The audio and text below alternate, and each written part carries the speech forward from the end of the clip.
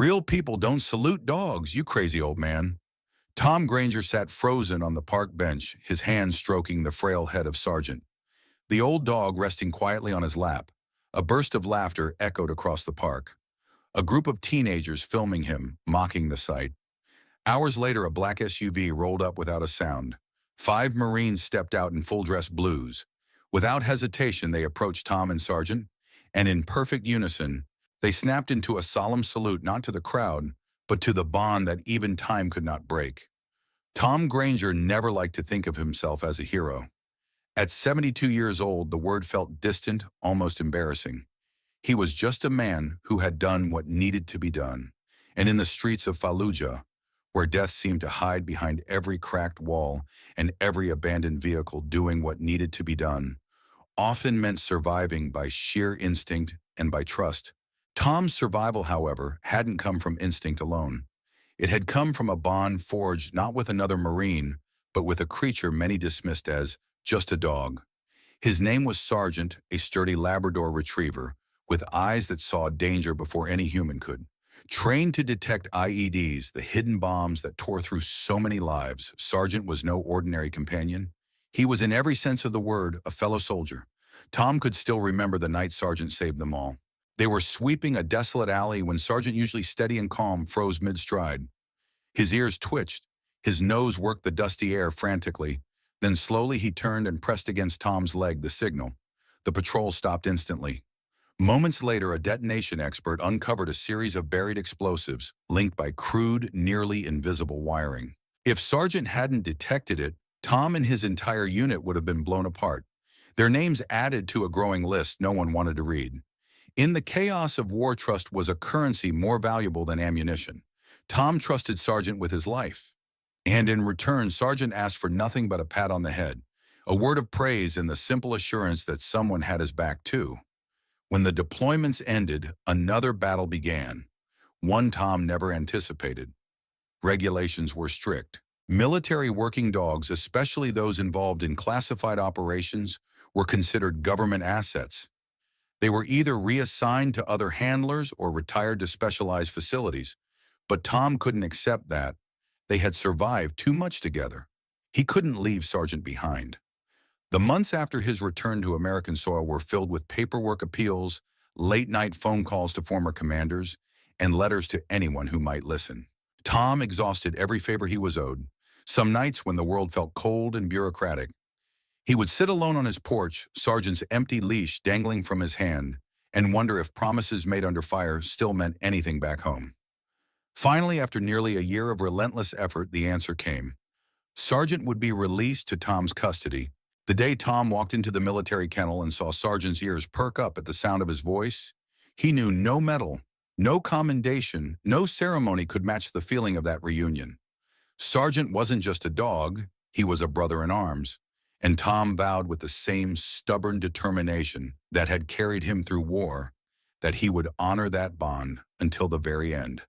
They had fought together once in a desert, halfway around the world. Now they would face the quieter battles of aging in time together, side by side. Because some promises are made in blood and dust and fire, and some promises are meant to be kept forever. It was supposed to be an ordinary morning. The sun hung low over the small-town park, casting long, sleepy shadows across the cracked walking paths and wooden benches. Tom Granger settled onto their usual bench, the one near the rustling sycamore tree, with Sergeant curled up faithfully at his feet. The world moved around them, joggers with earbuds and parents chasing toddlers, couples arguing quietly over coffee. And Tom, he just sat there gently stroking Sergeant's aging head and whispering softly, sharing memories of long-gone days. He spoke to Sergeant the way a man might talk to an old friend, reminiscing about desert winds and starless nights of danger, of survival, of things too heavy to say aloud to anyone else. To Tom, it was second nature. To passers-by, it was something else entirely. The group of teenagers spotted him first, a cluster of them barely old enough to vote, but old enough to wield the cutting cruelty of the young. They laughed at first, quietly, then louder, as they watched the old man lean down, speaking to a dog who lay motionless, head resting in his lap. One boy pulled out his phone, the screen reflecting the smirk on his face. "Check this out," he whispered to his friends, angling the camera just right. "This crazy old guy thinks his mutt is holding a conversation." They recorded Tom zooming in to catch the way he nodded slowly, as if Sargent had answered him to catch the way his roughened hand brushed the dog's ear with a tenderness that had no place in their world of jokes and hashtags. Mocking captions were added within minutes. "Real people don't talk to dogs, you crazy old man." "When your only therapist has 4 legs and no degree." Their laughter rang out across the park, sharp and hollow, cutting through the still morning air like a blade. Tom heard it. Of course he heard it, but he didn't flinch, didn't turn, didn't shout back. Instead he bent lower, whispering something into Sargent's ear that no one else could hear. A private message sealed between two souls who had earned the right to ignore the noise of a careless world. Minutes later, the park manager approached. A middle-aged man uncomfortable in his too-tight polo shirt, holding a clipboard, like a shield. Mr. Granger." He began glancing nervously at the watching teenagers. "We've had some concerns about your behavior." "My behavior?" Tom asked, his voice steady, unthreatening. "Yes, sir. Some visitors are uncomfortable. You know, talking to yourself in public, especially around children, it's unsettling." Tom looked down at Sargent, who raised his cloudy eyes as if sensing the tension. "I'm talking to my dog," Tom said simply, "as I have every day." The manager hesitated, cleared his throat. "Perhaps you could do that at home instead." Tom's hand moved gently over Sargent's worn fur. "No trouble," he said softly. "We'll be on our way." Slowly, painfully, Tom rose from the bench. Sargent, stiff with arthritis, struggled to his feet. Together they shuffled away from the gathering stares and the whispered laughter. A soldier and his battle brother, misunderstood, but unbowed. Behind them, the sound of mockery faded into the wind. Ahead of them, something unseen and powerful stirred, as if the universe itself was not yet finished writing their story. Because loyalty, real loyalty, never walks away. The letter arrived on a Wednesday. It was folded neatly, tucked into a plain white envelope, left dangling precariously from the rusted mailbox attached to Tom Granger's aging apartment door. There was no fanfare, no face-to-face conversation, no gentle explanation. Just black ink on cold paper, the kind of words that could upend a life with sterile finality. Eviction notice. Violation of pet policy, failure to provide authorized documentation. Tom read the letter twice, his brow furrowing deeper with each word. It didn't matter that Sargent had once outrun death itself to save Marines. It didn't matter that Tom had submitted the paperwork again and again, detailing Sargent's military service, his awards, his injuries. It didn't matter that Sargent wasn't a pet at all, but a veteran in his own right. Somewhere deep in a filing cabinet buried under layers of bureaucracy and indifference, their story had become just another overlooked form, stamped and shelved. Forgotten. Sargent shifted beside him, resting his head against Tom's boot with a soft grunt. Tom sighed, folding the letter and sliding it into his jacket pocket. "We've faced worse, boy," he murmured. "Much worse." The apartment complex, a crumbling, government-subsidized building reserved for aging veterans, had been home for 5 years. It was never fancy, but it was safe. Familiar. Now they were given 30 days to leave, no appeals considered, no exceptions granted. Tom didn't have family to turn to.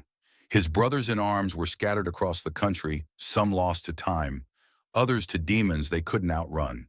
His pension barely stretched to cover rent, groceries, and Sargent's growing medical needs. There was no margin for mistakes, no cushion to land on, selling what few possessions he owned. Tom scraped together just enough to buy a battered RV, ancient sputtering, but mobile freedom at least came with wheels. He drove it to the outskirts of town, parking it near a quiet, forgotten lake, a place where he and Sargent once trained for desert deployments, when both of them were younger, faster, and the world still made sense. They're surrounded by whispering pines and the steady lapping of water against the shore. Tom made a new kind of home, a rough one, an honest one. Each morning he walked the lake's edge with Sargent hobbling at his side, both of them slowed by time, but driven by something deeper than routine. Each evening he sat by the fire pit he'd built from river stones, reading aloud to Sergeant under a sky thick with stars. No one mocked him here. No one laughed. There was only the sound of the wind, the call of the night birds, and the steady, loyal breathing of the dog who had never not once left his side. The world had abandoned them. The system had failed them. But Tom and Sergeant knew something. No eviction notice, no careless bureaucrat, no viral video could ever touch. Home wasn't a building, it was a bond. It was a promise made in blood and battle. It was loyalty, stubborn, battered and unbreakable. And together they would defend it to the very end.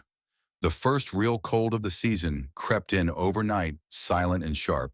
Tom Granger awoke to the chill biting through the thin walls of the RV, his breath visible in the dim morning light. He turned instinctively to check on Sergeant and froze. The old dog lay trembling on the floor, his body racked with violent shudders. His paws twitched helplessly, and his eyes, once so sharp and alert, were now clouded with pain. A low whimper escaped Sergeant's throat, the sound of a warrior too proud to cry out, but too weak to hold it back any longer. Panic gripped Tom's chest harder than any firefight ever had. He scooped Sergeant into his arms, feeling how feather-light he had become, how fragile the once strong muscles now seemed. Tom stumbled outside the cold air, searing his lungs, and fumbled with the ignition. The RV roared reluctantly to life, coughing smoke as Tom steered it toward the nearest veterinary clinic. His hands white-knuckled on the wheel. He didn't remember the drive, only the desperate repetition in his mind. "Hold on, boy. Just hold on," inside the clinic. The receptionist barely looked up as Tom carried Sergeant to the counter. "Please," Tom rasped, his voice cracking. "He needs help. I don't have much, but I'll work it off. Anything, please." The receptionist, young and unmoved, tapped a few keys on her computer. "Payments required upfront policy," she said blandly, as if reading from a script. "If you can't pay, there's a shelter across town that offers alternative services." It took Tom a moment to understand what she meant. Euthanasia, a polite word for what they offered when life was weighed against a ledger and found too costly. "I don't want to put him down." Tom said, his voice barely a whisper. "I want to save him." "I'm sorry, sir, it's policy." They called it policy. Tom called it betrayal. He sank into a cracked vinyl chair in the waiting area, Sergeant trembling in his arms. His hands, calloused and scarred from a lifetime of battles, moved gently over the dog's fur. He didn't cry. He hadn't cried in years. Not when friends were buried overseas, not when medals were pinned to his chest like apologies for all he had lost. But now his heart cracked silently under the weight of helplessness. Around him, people watched, some with pity, most with indifference. A teenage boy, recognizing Tom from the viral videos, covertly filmed him again. A fresh round of mockery ready for upload. Tom ignored it. The only audience that mattered was slipping away in his arms. That night, back in the RV, Tom crushed what little pain, medication he had left into Sergeant's water, easing the old Marine's agony before his own. He wrapped Sergeant in his jacket and sat awake beside him, reading from a battered paperback, just as he had during thunderstorms in Iraq. "You stayed with me when no one else could," Tom murmured into the darkness. "My turn now. Boy, my turn." Outside, the wind howled against the thin shell of their makeshift home. Inside, loyalty sat vigil by a fading flame, refusing to let it go out alone. Because real loyalty doesn't end when the battle is over. Sometimes it fights even harder when the world stops watching. The morning after felt heavier than any battlefield Tom Granger had ever crossed. The old RV sat still and silent under a leaden sky, its thin walls doing little to hold back the creeping cold. Inside, Tom sat on the floor with his back against a cabinet, cradling Sergeant's frail body against his chest. The dog's breathing was shallow now, every exhale a soft, rattling sigh. Tom kept whispering to him, stories of deserts and rivers, and nights spent under stars too numerous to count. He told them not just to comfort Sergeant, but to keep him tethered to this world a little longer. Across town, the second video had gone viral. Another round of laughter at the crazy old man who talked to his dying mutt. Another cascade of cruel comments and easy judgments from people who had never fought for anything but Wi-Fi signal. But not everyone who saw the footage mocked. In a quiet office at a Marine Corps base, a decorated master sergeant watched the video in silence. His name was Bennett, And though years had passed since he last wore body armor, the sight of Tom Granger stirred something deep and immovable within him. He remembered Sergeant not the dog, but the title. He remembered loyalty. He remembered promises made under fire. Less than 3 hours after the video gained traction, a black SUV rolled out of the base gate's government plates gleaming under the gray sky. It pulled up to the lake's edge with silent precision, engine idling low. No sirens, no announcements, no fanfare. 5 Marines stepped out, Master Sergeant Bennett, leading, followed by Lieutenant Parker, Corporal Ruiz, Lance, Corporal Jackson, and Private First Class Ellis. Each man wore full dress, blue shoes polished to a mirror, shine medals catching the thin light like tiny stars. They moved as one, synchronized by a bond forged through years of discipline and devotion. Inside the RV, Tom barely registered the knock at the door. He opened it cautiously, Sergeant still nestled against his chest. The cold hit him first, then the sight of 5 straight-backed Marines standing at attention, their faces solemn, their eyes unwavering. "Mr. Tom Granger," Bennett said, his voice firm but respectful. "Sir," Lieutenant Parker added, stepping forward slightly. "We're here for you and Sergeant." Tom blinked, disoriented. "I don't understand," he rasped. "You shouldn't have to," Bennett replied simply. "You served your country. You protected your brother, and you didn't abandon him, not even now." Without another word, all 5 Marines snapped into a perfect salute. Not for the cameras, not for the crowd. For Tom and for the old dog who had served just as faithfully as any man. Tom stood a little straighter, cradling Sergeant with both arms. He returned the salute with the slow, deliberate dignity of someone who understood exactly what it meant. No laughter echoed here. No judgment, only the quiet, thunderous recognition of loyalty that even time could not break. For the first time in a long time, Tom didn't feel invisible. He felt seen. He felt home. The ride to Bethesda, Naval Veterinary Hospital, was a blur of soft murmurs and careful hands. Inside the black SUV, Sergeant lay wrapped in a wool blanket, his head resting on Tom Granger's lap. The Marines spoke little, their presence steady and reassuring. Tom kept one hand resting on Sergeant's thin side, feeling the faint rhythm of his breathing, willing it to hold on just a little longer. At the hospital, a team was already waiting. No long forms, no demands for payment, just swift, expert care delivered with the quiet urgency usually reserved for wounded soldiers. Sergeant was lifted onto a stretcher designed for military working dogs. His service record reviewed not by indifferent clerks, but by officers who understood exactly who and what he was. As the doors swung closed behind them, Tom found himself standing outside in the pale winter light, stunned. For so long he had fought alone. Now, without asking, his brothers and sisters in arms had answered. News traveled fast. The story, not the mocking version, but the real one, spread beyond the base, beyond the town, beyond the jeering teenagers who had once laughed so carelessly. People learned about Tom Granger, the Marine, who had refused to abandon his battle buddy.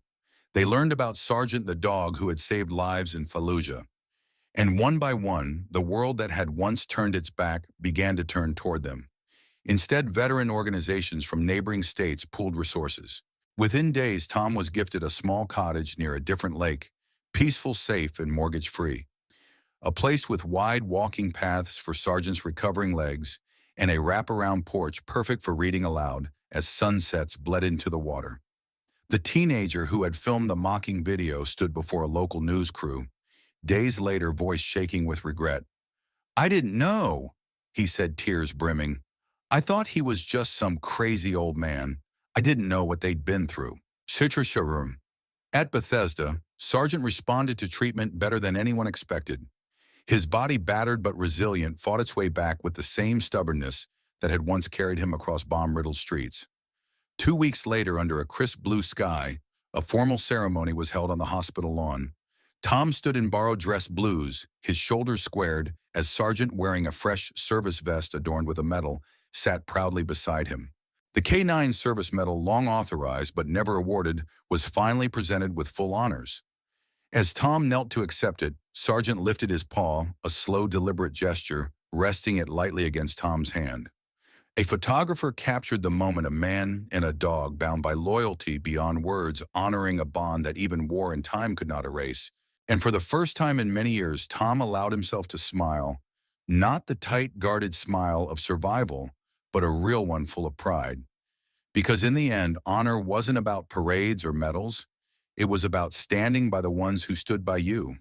No matter what, life settled into a quiet rhythm by the lake.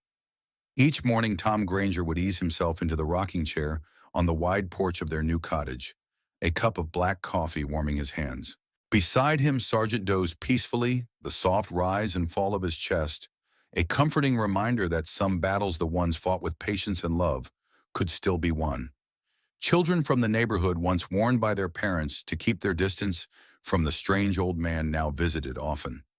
They would tiptoe up the steps, wide-eyed and respectful, asking if they could say hello to the famous dog. Tom welcomed them with a quiet smile, teaching them how to approach Sergeant, gently letting them feel the brush of loyalty beneath their small hands. "Is he a superhero?" one little boy asked one afternoon, his voice full of awe. Tom chuckled to sound low and warm.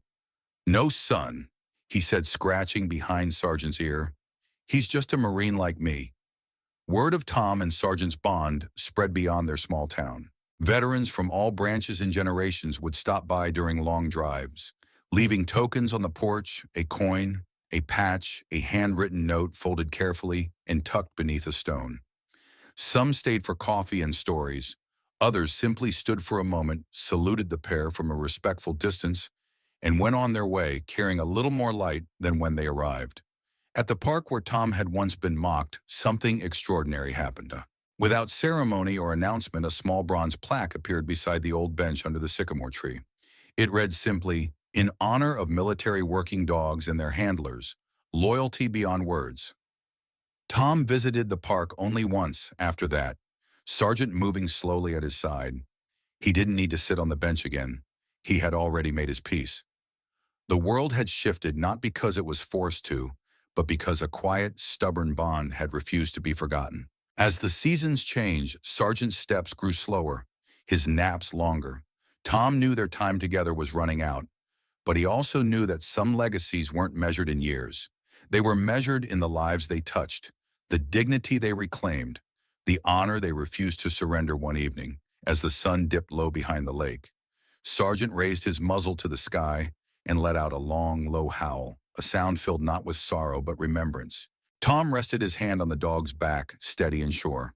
No words were needed. Some promises once made echo far beyond the years they are lived, and some heroes, though they walk with a limp and sleep more than they used to, remain heroes until their very last breath. Tom knew that Sergeant's story, their story, would endure, because true loyalty doesn't die. It lives on in every quiet act of honor, whispered from one generation to the next. In a world that often moves too fast, where loyalty can seem outdated and sacrifice is easily forgotten, the story of Tom Granger and Sergeant reminds us of something timeless. True loyalty, the kind that stands quietly through laughter, hardship, and even isolation, is not a thing of the past. It's a living legacy carried not by headlines or applause, but by simple, steadfast hearts. Hearts that refuse to abandon what matters even when no one is watching. Today we face new kinds of battles, loneliness among our elders, misunderstanding across generations, the quiet fading of values that once defined our communities. But the lesson remains the same. Real loyalty, real honor isn't loud. It's built slowly, fiercely, between those who choose to stay when it's easier to leave. Would you have stood by Sergeant like Tom did? Have you ever witnessed a loyalty like theirs in your own life, maybe from a friend, a pet, or even a stranger? We would love to hear your story. Share your thoughts in the comments below. Your memories, your lessons, and your experiences matter, especially in a world that needs to remember them. Thank you for spending time with us today, for honoring a story that deserved to be told. If this story touched your heart, please like, subscribe, and share our channel with others who believe in the power of quiet heroes. Because sometimes the most important stories are the ones we almost overlook. And sometimes the bravest thing we can do is simply stay